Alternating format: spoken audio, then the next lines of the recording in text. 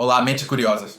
Bem-vindos a essa jornada intelectual. Hoje vamos explorar uma ideia que pode mudar para sempre a forma como você enxerga seu celular, seu computador e a sua própria vida digital. Uma ideia tão simples quanto assustadora que nos fará questionar os alicerces da nossa era moderna. Você já se perguntou se toda a liberdade que você experimenta na internet, essa capacidade de se conectar com qualquer pessoa, de acessar todo o conhecimento humano, é realmente liberdade? Ou se, pelo contrário, é a forma mais sofisticada de aprisionamento que já existiu na história? À primeira vista, a resposta parece óbvia. Claro que somos mais livres. Podemos trabalhar de casa, aprender qualquer habilidade, expressar nossas opiniões ao mundo inteiro. Nunca antes o indivíduo teve tanto poder aparente ao alcance dos seus dedos. Mas é nesse aparente que se esconde a armadilha. Para entender isso, primeiro precisamos falar de uma antiga ideia filosófica, o conceito do panóptico. Foi idealizado pelo filósofo Jeremy Bentham no século XVIII. Imagine uma prisão circular com uma torre de vigilância no centro. O vigilante pode ver todos os prisioneiros, mas eles não sabem se estão sendo observados. O resultado deste design é que os prisioneiros se comportam como se sempre estivessem sendo vigiados. Eles acabam regulando o próprio comportamento. Tornam-se seus próprios guardiões. Esta ideia, proposta há séculos, é a pedra angular para entender a nossa realidade digital atual. Agora pense na sua vida online. Cada clique, cada curtida, cada busca, cada segundo que você passa assistindo a um vídeo fica registrado. Não há uma torre central física, mas há algo muito mais poderoso. Um sistema de vigilância invisível e onipresente que documenta absolutamente tudo. As grandes corporações tecnológicas e os governos têm acesso a uma quantidade de informação sobre nós que teria sido a inveja de qualquer tirano da história. Eles sabem nossos medos, nossos desejos, nossas inclinações políticas, nossas fraquezas. E nós lhes damos isso voluntariamente? Não sentimos o peso desta vigilância porque é sutil, está integrada em serviços que amamos e que nos tornam a vida mais fácil.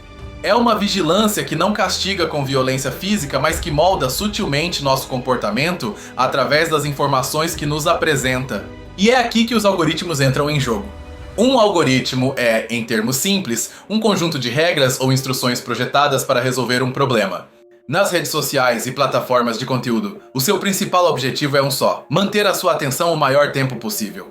Para conseguir isso, o algoritmo estuda você, aprende o que você gosta, o que te irrita, o que te surpreende, e então começa a construir um universo digital à sua medida. Mostra-lhe apenas o conteúdo que reforça as suas crenças existentes e que maximiza a sua interação emocional com a plataforma. Este fenômeno é conhecido como a bolha de filtros ou a câmara de eco. Você vive numa realidade informativa personalizada, onde quase nunca se expõe a ideias que desafiem a sua visão de mundo. Acredita que está explorando um universo infinito de informações, mas na verdade caminha por um corredor desenhado só para você. As consequências disso são profundas.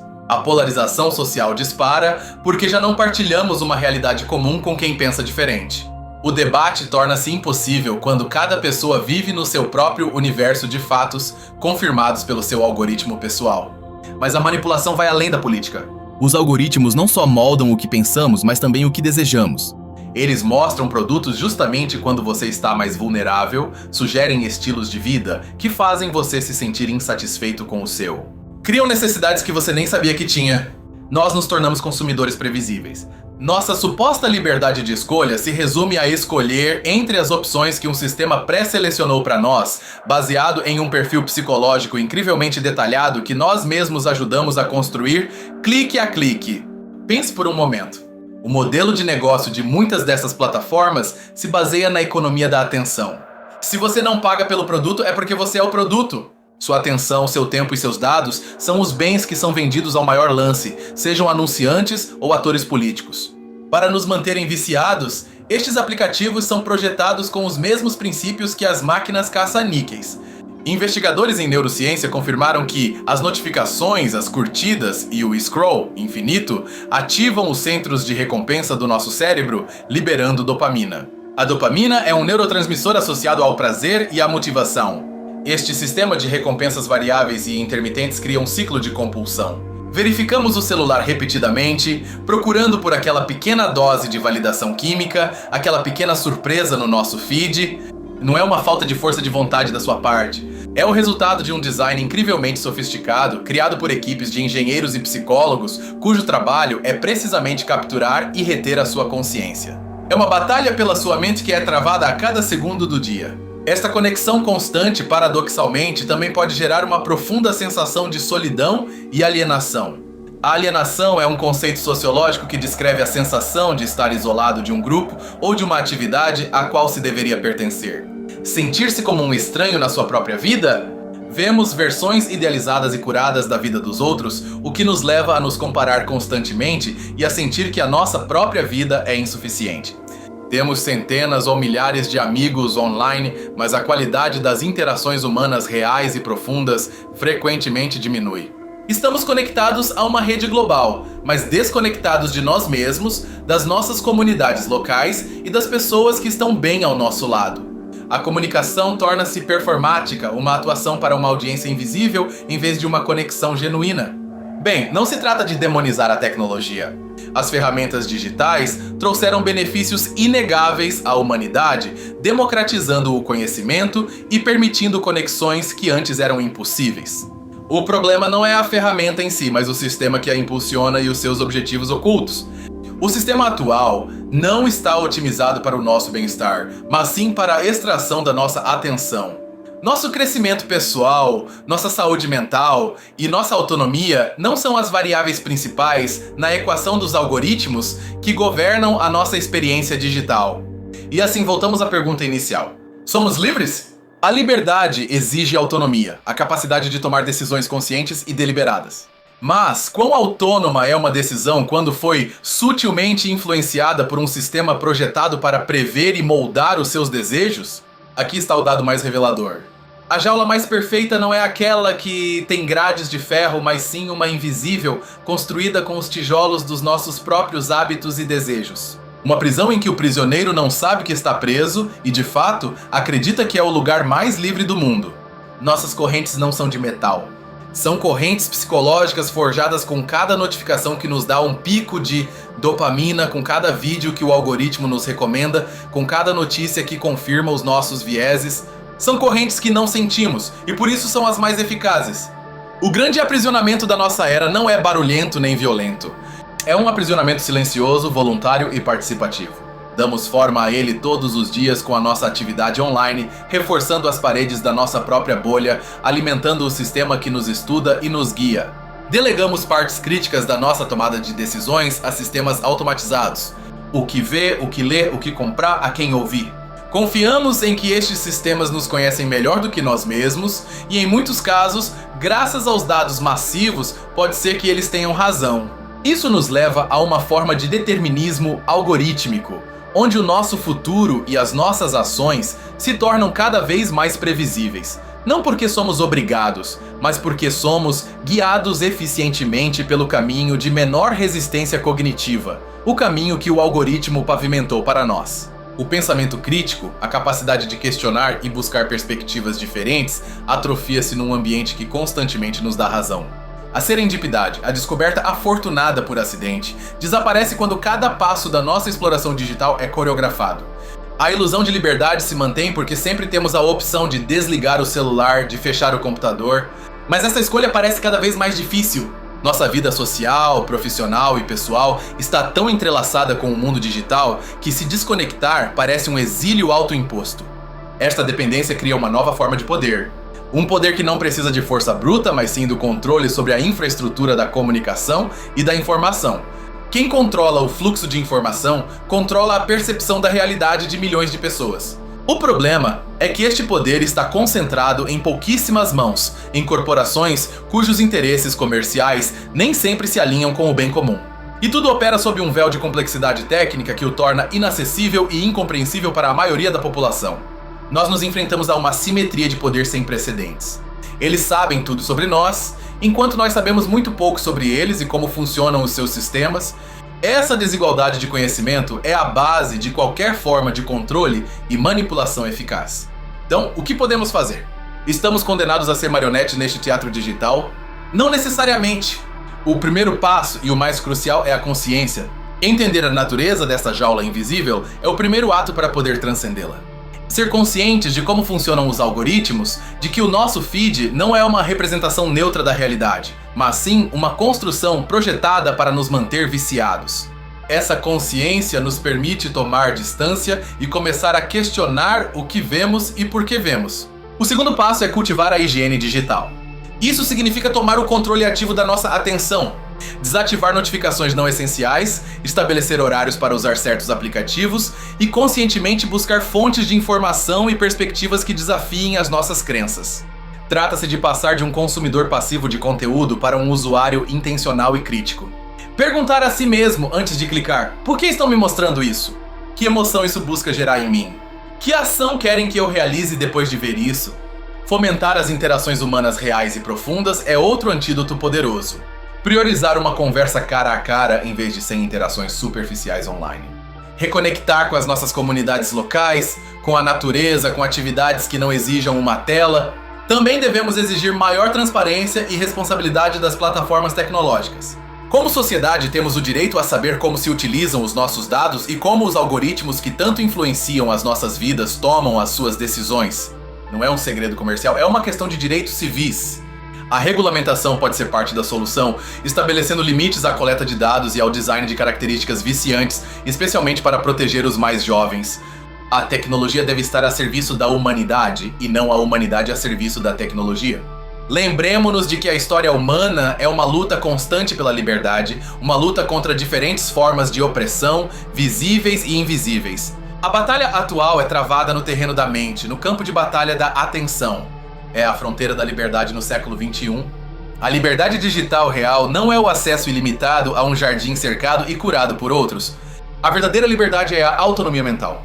É a capacidade de formar seus próprios pensamentos, de controlar sua própria atenção e de escolher seu próprio caminho, mesmo que esse caminho não seja o que o algoritmo lhe recomenda. Este não é um chamado para abandonar a tecnologia, mas sim para dominá-la. Para usá-la como a ferramenta que é, sem permitir que ela se torne Nossa Senhora. Para sermos os arquitetos da nossa própria experiência digital, em vez de sermos meros habitantes de uma arquitetura projetada para nos controlar. Da próxima vez que pegar o seu celular, perdido num mar de conteúdo, pare por um segundo. Respire. E pergunte-se: estou usando esta ferramenta ou esta ferramenta está me usando? A resposta a essa pergunta pode ser o seu primeiro passo para a verdadeira liberdade. Pensemos na linguagem que usamos. Falamos de usuários, um termo que também se aplica no contexto das drogas. Esta não é uma coincidência. O modelo é projetado para criar dependência, para que voltemos repetidamente em busca da nossa próxima dose de estímulo digital. A soberania sobre a nossa própria consciência é talvez o direito humano mais fundamental. Sem ela, todos os demais direitos e liberdades perdem o seu significado. Se não somos donos dos nossos próprios pensamentos, o que realmente nos resta? O futuro não precisa ser uma distopia de controle algorítmico. Podemos imaginar e construir um futuro digital diferente. Um ecossistema tecnológico projetado para enriquecer as nossas vidas, fomentar a conexão genuína e potenciar a nossa inteligência coletiva sem nos manipular. Este câmbio não virá das grandes corporações por si só. Exige uma demanda coletiva, um despertar massivo para os mecanismos que operam por trás das nossas telas. Exige que valorizemos a nossa atenção e a nossa autonomia tanto quanto valorizamos a nossa comodidade. No fim das contas, a grande paradoxo digital nos obriga a nos confrontar com uma pergunta filosófica milenar: o que significa ser livre? Talvez a liberdade não seja a ausência de restrições, mas sim a capacidade de escolher conscientemente ao que prestamos atenção e o que deixamos que molde a nossa mente. A informação que nos é oculta é tão importante quanto a que nos é mostrada? Na nossa bolha de filtros, o maior controle não é a censura direta, mas sim o silenciamento por omissão. Não vemos as histórias, os dados ou as opiniões que poderiam mudar a nossa perspectiva porque o algoritmo decidiu que não são relevantes para nós. Este processo erosiona a nossa empatia. Se nunca nos expomos às lutas ou pontos de vista de grupos diferentes do nosso, começamos a vê-los não como pessoas complexas, mas como caricaturas ou abstrações. O algoritmo, sem querer, torna-se um motor de desumanização. Outro aspecto a considerar é a memória. Externalizamos a nossa memória para os dispositivos e para a nuvem. Lembramos menos porque sabemos que a informação está a um clique de distância. Isso nos torna mais dependentes do sistema e potencialmente menos capazes de pensar de forma independente e conectar ideias de forma inovadora. A criatividade também pode ser afetada. Os algoritmos de recomendação nos guiam por caminhos batidos, sugerindo-nos música, livros ou filmes similares ao que já gostamos. Isso pode sufocar a exploração e a descoberta do que é verdadeiramente novo e revolucionário, que muitas vezes se encontra fora da nossa zona de conforto. Estamos numa encruzilhada. Um caminho nos leva a uma maior integração com estes sistemas, a uma sociedade inteligente onde a eficiência e a personalização são máximas, mas à custa da nossa autonomia e privacidade. É um futuro de comodidade controlada. O outro caminho é o da soberania digital. Um futuro onde as ferramentas estão ao nosso serviço, onde a tecnologia respeita a nossa atenção e fomenta a diversidade de pensamento. Um caminho mais difícil que exige esforço, consciência e uma luta constante para manter o controle. A escolha entre estes dois futuros não será tomada por um governo ou uma empresa. Ela é tomada todos os dias com cada clique, com cada decisão consciente de fechar um aplicativo ou de buscar ativamente uma perspectiva diferente. O futuro é construído com bilhões de pequenas ações cotidianas. A educação é fundamental. Precisamos de uma nova alfabetização, uma alfabetização digital que não só ensine a usar as ferramentas, mas sim a entender os seus mecanismos internos, os seus vieses e o seu impacto em nós e na sociedade. Devemos ensinar as novas gerações a serem céticas e críticas. O conceito de identidade também se transforma neste entorno. Construímos avatares digitais, versões cuidadosamente selecionadas e editadas de nós mesmos. Esta pressão para manter uma imagem perfeita pode gerar ansiedade e uma desconexão entre o nosso eu real e o nosso eu projetado. A gamificação da vida, onde as interações sociais são medidas em pontos, curtidas e seguidores, nos transforma em competidores constantes pela atenção. A popularidade é valorizada acima da autenticidade e a conexão torna-se uma métrica a ser otimizada. Esta pressão social algorítmica é sutil, mas imensa. Se uma opinião é impopular dentro da nossa bolha, poderíamos nos autocensurar para evitar o conflito ou a perda de status social digital. Assim, o panóptico se completa com os próprios usuários se vigiando e se regulando uns aos outros. Não subestimemos o poder do tédio. No passado, os momentos de inatividade eram quando a nossa mente divagava, fazia conexões inesperadas e era mais criativa. Hoje, cada segundo de tédio potencial é imediatamente preenchido com um estímulo do celular. Perdemos o espaço para a introspecção. O silêncio, tanto externo quanto interno, tornou-se um recurso escasso e valioso. Encontrar momentos para simplesmente estar com os nossos próprios pensamentos, sem a mediação de um algoritmo, é um ato radical de autodefesa no mundo moderno. Devemos aprender a distinguir entre o urgente e o importante. As notificações nos gritam que tudo é urgente, que devemos responder agora, ver isso agora. Mas o verdadeiramente importante na vida, como as relações, o trabalho profundo ou o autoconhecimento, raramente é urgente e exige tempo e atenção ininterrupta. A privacidade tem sido redefinida. Antes era um direito, o direito de ser deixado em paz. Agora, para muitos, tornou-se uma transação. Entregamos a nossa privacidade em troca de conveniência, de serviços gratuitos, mas o preço que pagamos não é evidente de imediato. O preço é a perda de autonomia, a suscetibilidade à manipulação e a criação de um registro permanente das nossas vidas que pode ser usado contra nós de formas que ainda não podemos imaginar. A conveniência de hoje pode ser o grilhão de amanhã. A resistência a este sistema não precisa ser um ato de ludismo, de destruir a tecnologia. A resistência mais eficaz é cultivar uma mente que a tecnologia não possa hackear facilmente. Uma mente crítica, consciente e dona da sua própria atenção. Apoiar tecnologias alternativas e descentralizadas que não se baseiem no modelo de extração de dados é outra forma de ação. Buscar plataformas que respeitem o usuário, que sejam de código aberto e que não tenham como único fim a maximização do tempo de tela. Pergunte-se, quem se beneficia de eu acreditar nisso? Quem ganha dinheiro se eu sentir essa emoção? Quem se beneficia de eu passar os meus próximos 10 minutos vendo isso? Seguir o rastro do dinheiro e do poder muitas vezes revela a lógica oculta por trás da nossa experiência digital. A liberdade, em última análise, é uma responsabilidade. A responsabilidade de pensar por nós mesmos, de buscar a verdade mais além da comodidade da nossa bolha e de decidir conscientemente como e com que propósito usamos as poderosas ferramentas que temos à nossa disposição. A grande reviravolta da nossa era é esta: a escravidão moderna não exige muros nem correntes físicas. Só precisa de um ambiente suficientemente confortável, divertido e personalizado para que nunca queiramos sair. Um ambiente que nos faça sentir livres enquanto nos molda silenciosamente. Não somos prisioneiros de uma força externa que nos odeia, somos participantes num sistema que nos agrada até a submissão. O guardião da nossa prisão digital não é um tirano, é um algoritmo que só quer nos dar exatamente o que ele acredita que queremos, repetidamente.